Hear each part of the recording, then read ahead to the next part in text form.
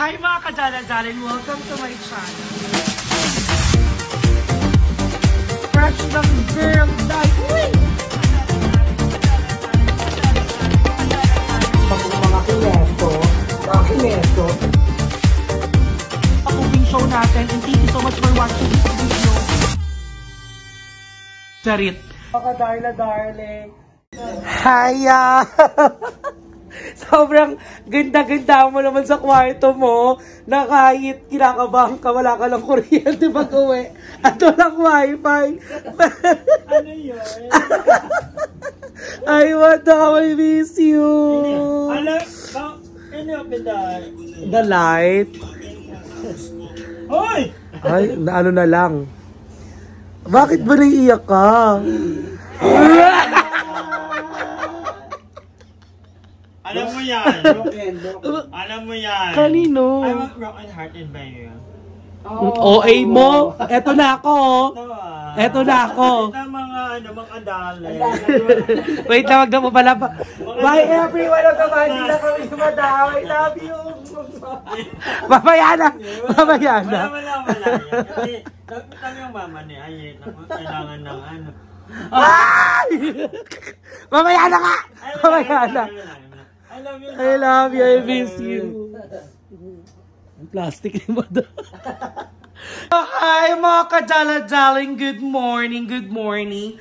So for today's video, magluluto tayo ng something healthy. Healthy. Yan. So magluluto tayo ng gulay. It's called chop suey. Pero ang chop suey kasi ay hindi siya magiging chop suey nang wala siyang quail egg and atay. But since wala tayo nun, so chop suey pa rin ang tawag natin sa kanya.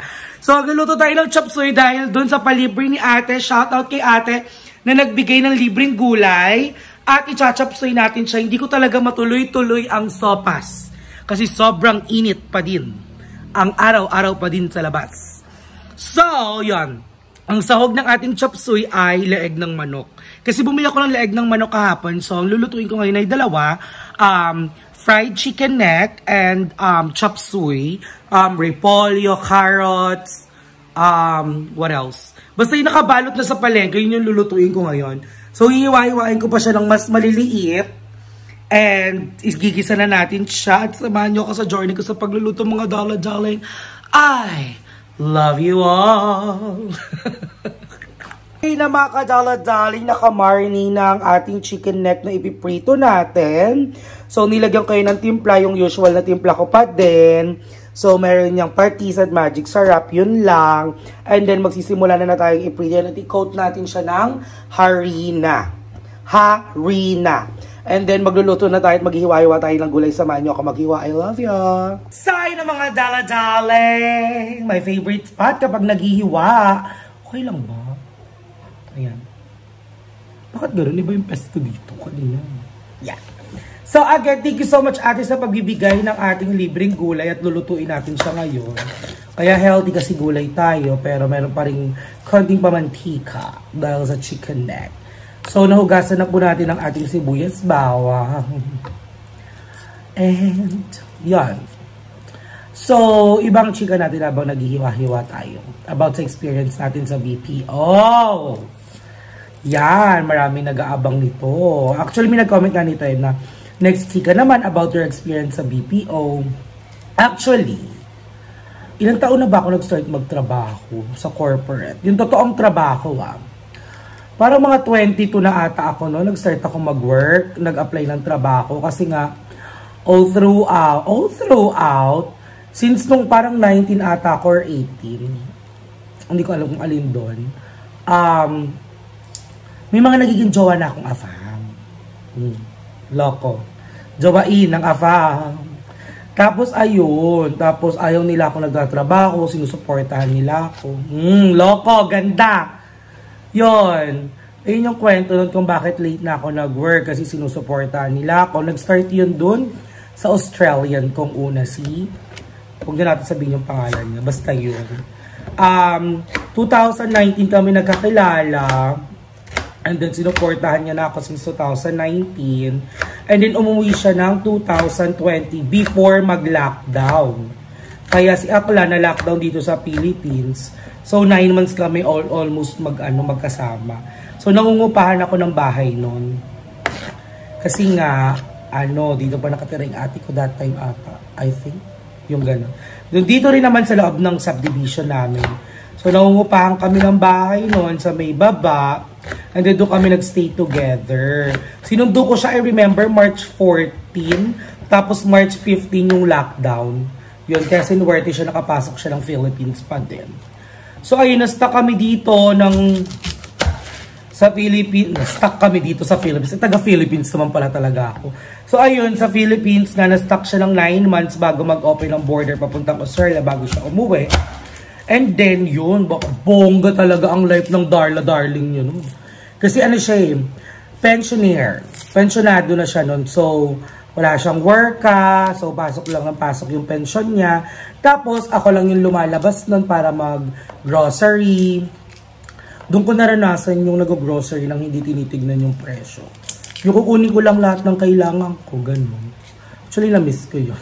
Kaya, sabi nga nila, if you're gonna go shopping without looking the price, you have to work hard without looking the clock. Loko! So, di ba perfect yung ganon? So, yun doon ko naranasan talaga na hindi ko tinitignan yung presyo kapag nag-grocery ako nun. Tapos, syempre, lang, ang bukas lang nun, mall, SM, tapos sobrang hirap. May quarantine pass pa, tapos iwahiwalay, naka-face mask, naka-face shield. Yon. And then, nagstay kami together for like 9 months in the Philippines. Pero before that, long distance relationship na kami for like 7 months. Parang ganon, yeah. So, yun. In the 7 months na magjowa kami, si Akla ayaw mag-work kasi nga gusto niya more chat kami, more usap. Gusto niya yung oras ko nasa kanya lang that time. And then, sinusuportahan niya ako monthly noon. Kaya ako nakapagkuha ng sarili kong upahan na bahay. Actually, nakakamiss din yun. Bata ko pa noon ha, 2019. Ilang taon ako noon. So, that's like 4 years ago. Yun. Yun yung nagsimula na akong Actually, before that, bumukod na ako. Yun. And then, yun nga, 9 months kami, wala akong magawa. Si bakla, na-board sa baller. Buti na lang, mahilig siyang magbasa. Kaso nga lang, ang problem namin is yung age gap. Dahil sobrang laki ng age gap talaga namin, mga Darla Darling. Parang nasa siya ata, 60. Tapos ilang taon lang ako 20 plus or 20, parang ganun. So kapag kumakain kami, pinapanood namin ay Animal Planet, kabog. So nanonood kami ng Animal Planet. Tapos yung alam mo yung magagandang kinem. Actually, ang dami ko natutunan sa kanya. That's why I'm actually into older guy, yung mga matured. Kasi marami kang matututunan sa kanila. They will make you confident. Ayun, mga ganong eksena. Tapos ayun, lagi kami nasa baller lang, more nood-nood lang kami ng kung anik-anik. Tapos more, basta ang dami naming winawatch, ang dami na pinapawatch sa akin. Which is to engage din ako sa kanya noon. Actually, ang dami din plano noon. Na, kasi nga si Afamtra ay may inheritance money makukuha dahil yung kanyang pudjay ay isang Vietnamese veteran. I mean, yung mga sundalong lumaban nung sa Vietnam, mga ganong kineme. So, may na-inherit siyang money. And then, since meron siyang stepmom noon, na parang makukuha lang yung inheritance money when yung stepmom nila ay, na Shaggy Bells. And then, nandito pa siya sa Philippines noon. Shagging stepmom niya. And then, it was like expecting only, pwede ba sabihin yung worth? Sabihin na natin. Expecting, kasi tatlo sila magkakapatid and then ang ina-expect na lang lumakuha is like $300,000. Yan. And then nagulat siya kasi yung stepmom niya ay sobrang galing. Parang, kasi yung naka-imbak na yun, merong yung kasi yun, bawal mong galawin yung $1 million sa bangko.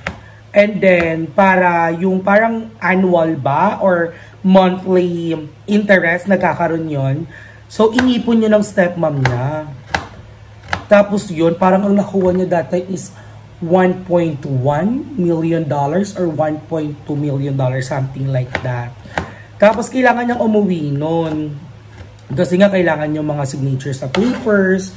So umuwi siya ng December. I know, November siya umuwi.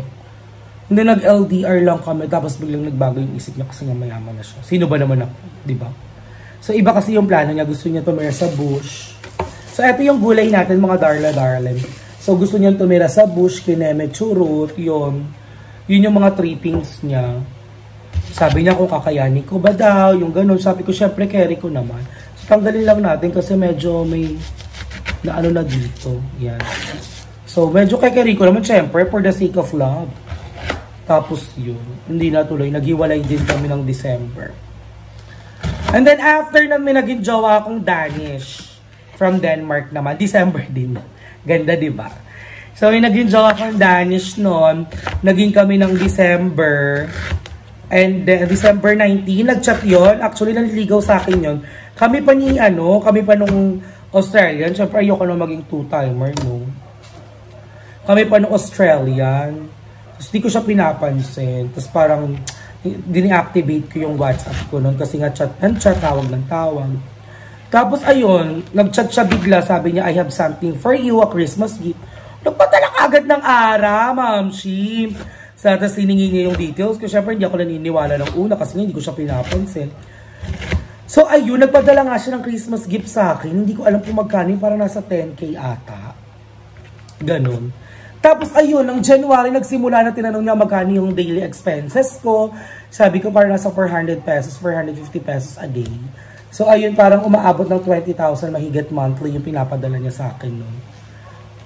Yun, maganda lang tayo noon. Tapos parang 10 months kami noon. Hanggang October. September. Parang September or October yon. And then, doon ko na nakilala si Simon. Kasi nung naghiwalay kami noon, na talagang wala, zero ang mami niyo noon. Siyempre, ganda-ganda ka lang noon eh. I mean, ang eksena mo, baler-baler ka lang, hintay-hintay ka lang ng padala ng afam trames, yung ganon, ching. So, walang ipon ng mamchi kasi nga more ampam, more kung anik-anik ang ginagawa sa life. So, ganon ang nangyari. And then after, naghiwalay kami, doon ako na kailangan pala talaga, ay may trabaho pa rin ako. And then, hindi ako nakikinig ng mga ganon. Kasi nga, pag iniwan ka, wala ka talagang source of income. Kapag na-zero ka, pag talagang wakang work ka, bigla kayo naghiwalay. So, doon ko nakilala si Simon. September yon. And then September, ang ligaw sa akin si Simon noon. 10 months kami ni Simon. Niligawan niya ako isang buwan bago ko siya sinagot. And then si Simon ang pinakabog. Kasi si Simon, pagkakilala namin ni Simon noon, parang isang buwan pa lang, nag-book na kagad siya ng flight going to Philippines. Sarado pa dahil sa Omicron. Yung gano'n. Sabi ko, kalma ka lang kasi magkakaroon ng botohan at for sure magbubukas ang borders dahil nga kailangan ng mga boboto. So, hindi nga ako nagkamali. So, February, then after nung nagkakilala kami, ayun, umuwi si bakla dito. Hindi siya bakla, straight siya. And in fairness, sa lahat na naging jowa ko, ako lagi ang first trans nila. So, yun. And then, umuwi nga si Simon here. So, pag uwi ni Simon, sinundo ko siya nun sa airport. Alam niyo naman, nakikita niyo naman yan. Nandiyan yan sa sa Instagram ko ba ata? Wala na ata. Alam ko na sa Facebook Reels ko pa. Ayun. Tapos ayun, together kami ni Simon. Dito may work na ako noon.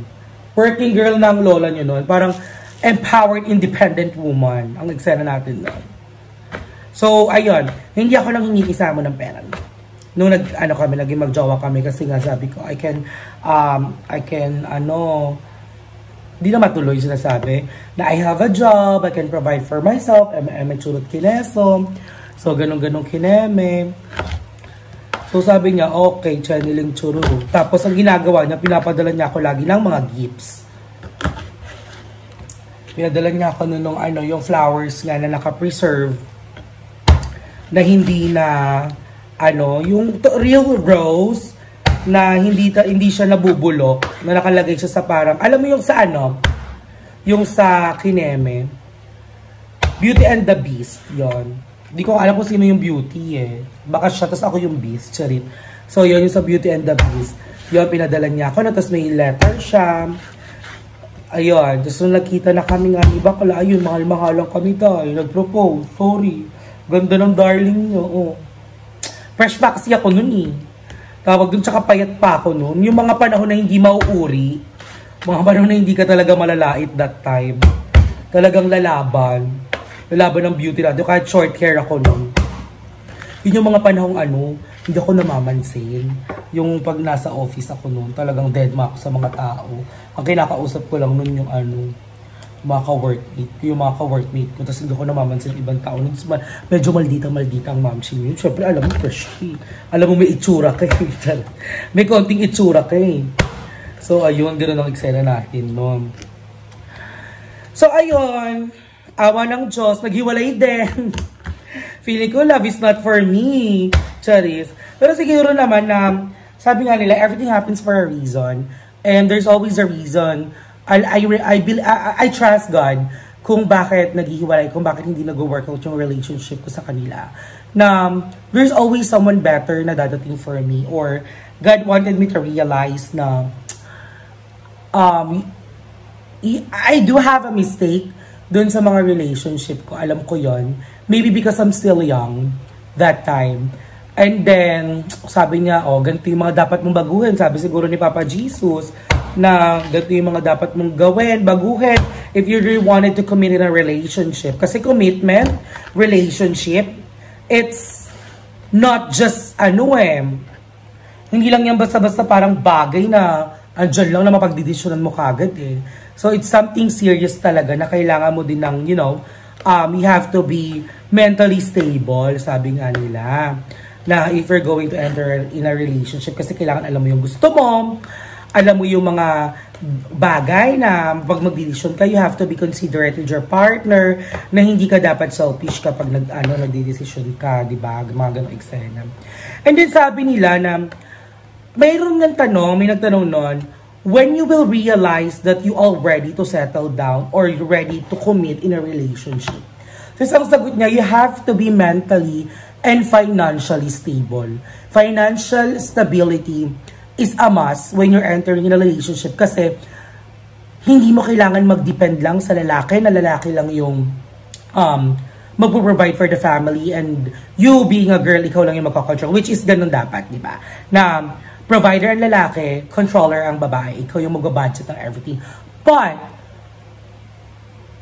kasi one thing that you have to know and realize, na paano kapag iniwan ka and then you don't have a job and you're just depending to your partner, na paano pag iniwan ka, paano ka magsisimula ulit, right? Na wala kang work, di ka nag-work kasi umasa ka sa kanya kasi ganyan yung gusto niya, and then you agree with that kasi you love him. So I think the best thing to do is, if you really wanted to enter in a relationship, both of you should work, and relationship should always be 50-50. Hindi dapat lalaki lang ang nagpo-provide, hindi dapat babae lang ang nagpo-provide. Relationship should always be 50-50 kasi you should always help each other. Kailangan nyo tulungan yung isa't isa to cope up with everything, with the expenses, to have your needs and wants in life. And then yun, sa BP experience ko, seems yun yung first corporate job ko. Like legit talaga, yun yung first. Kaya medyo mahirap. And then dealing with customers, yung trainings and everything. Medyo haggard talaga yon. Pero sabi nila, hindi masyadong mahirap sa akin kasi nga, fresh yung mind ko. Since wala akong ibang BPO experience, wala akong ibang job. So, mas madali kong maa-adapt yung mga process. So, ayun.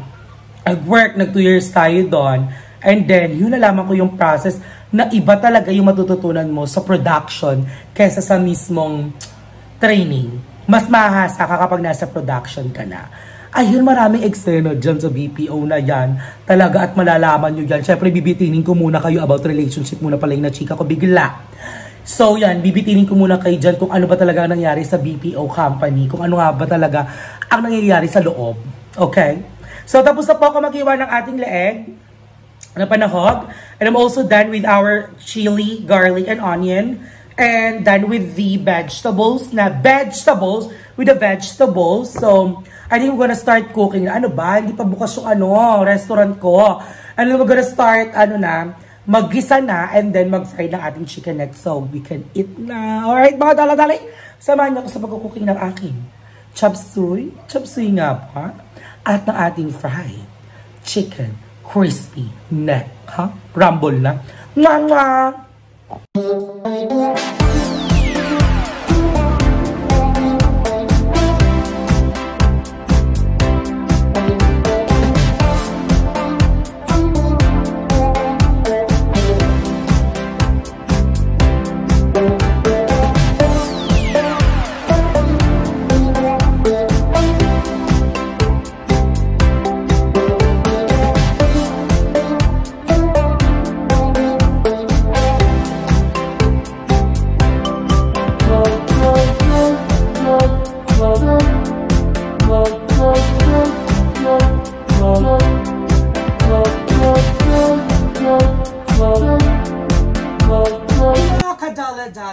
cooking time. So I already have the ingredients here. And nakabukas na rin ang ating apoy. Bukas na rin ang ating apoy. So magsisimula na tayo maggisa ng ating mga sibuyas at bawang at sili. Since I really love spicy. And then kumakain kami kasing dalawa talaga ng pinsan ko ditong si Negra or si John Christopher Rabino ng maanghang. Really love spicy food. So ayan, tignan nyo naman ang ating sibuyas bawang. Ang gandang tignan. Ayan. So, diba, igigisa-gisa lang natin ang sibuyas at bawang. At kapag medyo paluto na yan, ilalagay na natin ang ating sahog na chicken neck. So, chicken neck ang sahog natin sa ating chop suey. And then ito, pinapainit ko na rin para dito na natin ilalagay, ipiprito ang ating chicken neck. Crispy fried chicken neck. So, lagay na natin dito ang portion ng unang pinarito natin. Ayan. And then, aalog-alogin lang natin yan para ma-cover lang siya ng todo. Right? Ayan. Alog-alog lang ng ganyan. Dati kasi talaga, meron talaga akong lalagyan. Tapos doon ko talaga siya inaalog-alog. Eh ngayon, wala. Ayan, lalagyan tayo ng harina. So ayan, nakikita nyo, golden brown na ang ating sibuyas bawang at ilalagay na natin ang ating leeg na sahog. Ayan.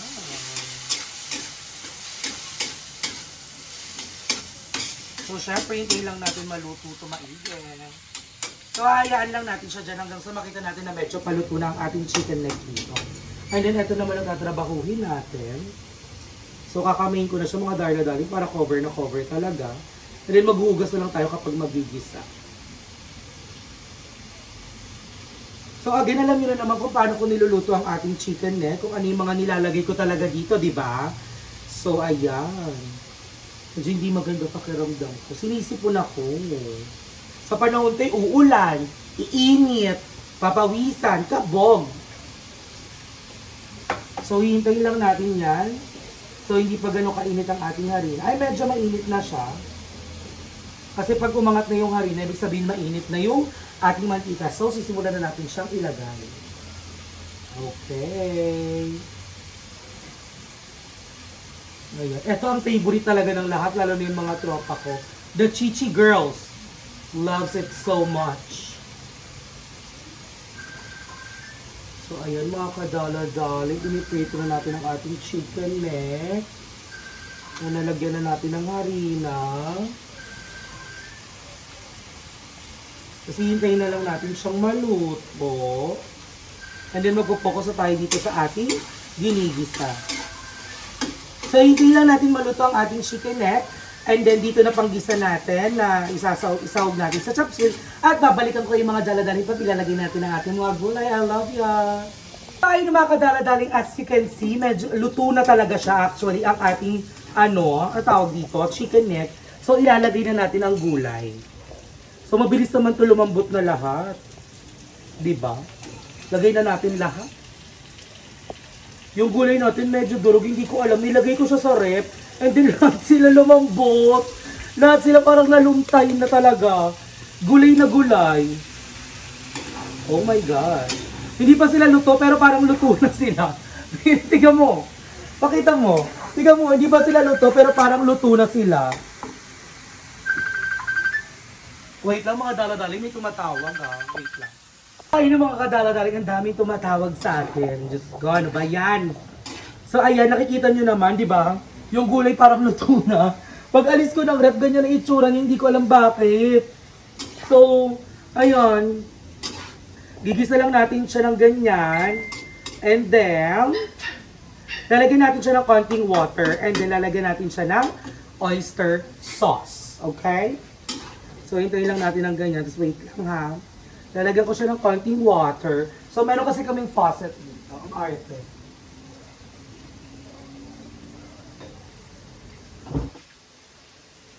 Ayan. Para pampalambot ng gulay kahit malambot na siya. Ayan, konti lang. So, hihintayin lang natin siyang kumulotra ng very light. Ito yung lasa. Nandun eh. Tapos, nalagyan ko na rin siya ng konting chicken flavor. And then, ilalagay na natin ang ating mamasitas. So, paano ba magbukas ang mga Pilipino? Here. Ganun, magbukas ang mga Pinoy. So, lalagyan natin siya ng oyster sauce and then perfect na ang lasa niyan. Perfect. So, haluin lang natin siya. Tapos, hintayin lang natin siyang kumulo. Total, malambot naman nga ang mga gulay na natin, sabi ko kanina. Para perfect na siya. Sarap! Ang perfect dito talaga dapat isda eh. Kasi wala tayong isda. So, tignan nyo naman, hindi pa kumukulo. Parang latuntay na yung gulay kagad. Hindi ko alam ano nangyari. Basta ganon. So, hintayin lang natin siyang kumulo at magpo-focus tayo dito sa ating chicken neck. Grabe, ang init pa din talaga, oh. So, balik na rin na natin yung chicken neck natin. Etong chicken neck na to talaga, sobrang paborito to ng mga tropa ko. Ng Chichi Girls, yan. Una ko itong niluto dito talaga sa mga tropa ko. At marami akong kaibigan na hindi ko makain ng leeg kasi wala naman daw talaga nakakain sa leeg. Pero nung niluto ko yung chicken neck, I die every week. Naalala ko nung nagluluto kami nito. Ilan? 3 kilo. Pinapapak namin, ginagawa namin popcorn talaga day habang nanonood kami ng movie at nagchichikahan. Malala. Tapos titigil lang kami pag medyo umiikot na yung mundo namin. So ayan, tignan nyo naman paano tayo magsusopa sobrang G-net. So ayan, nakikita nyo kumukulo-kulo na siya, di ba? So, syempre, ayaw naman natin overcook ang gulay natin. So, hintayin lang natin yung kumulo ng kumulo and then it's ready. It's ready. It's ready na. Kainan na, mga dala-dales. So, ayun. Hintayin na lang natin maluto ang ating chicken neck at magkakain na tayo. I love you all, mga dala-dales.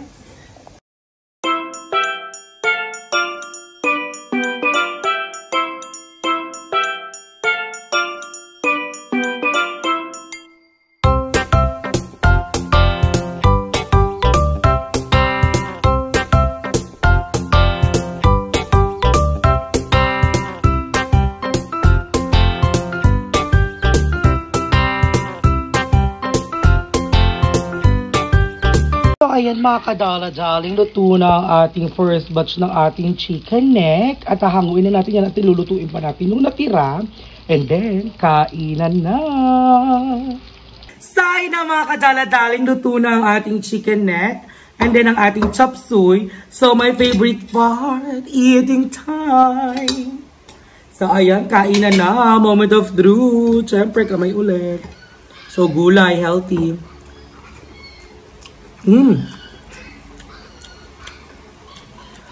Kaya yung gulay, hindi siya na-overcook kasi malutong.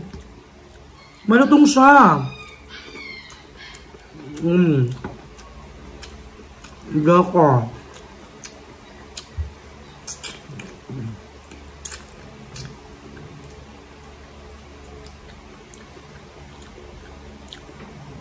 Alam mo, magsisegment na ako ng parang isang buong mukbang lang tapos chikahan.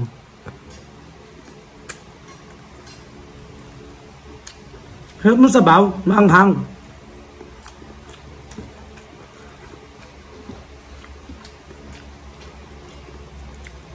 Carry siya.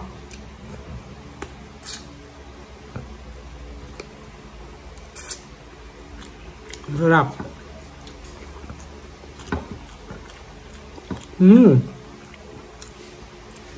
Ang fairness, Gary. Pero masarap to kapag may itlog ng pugo tapos atay talaga ng manok. Mas malasa. Siyempre, the chicken neck. Sarap na talaga yan. Sarap. Wap.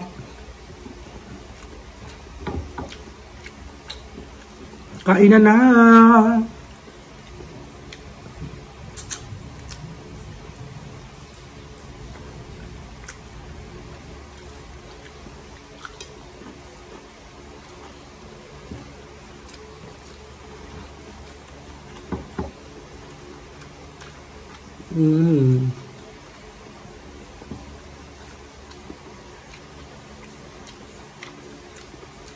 Ang sarap. Bala kayo dyan. Manood kayo. Diyan lang kayo.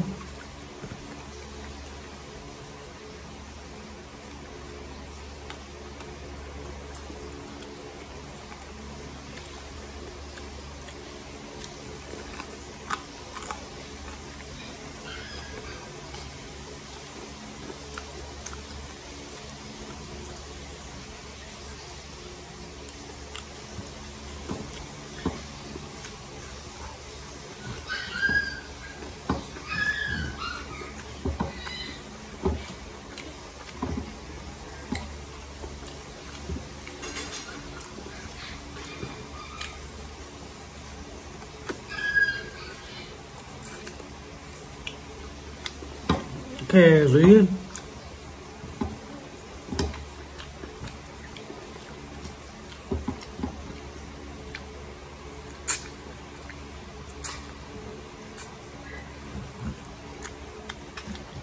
Kerry siya. 3 minutes kainin to. Kain. Loko na sarap.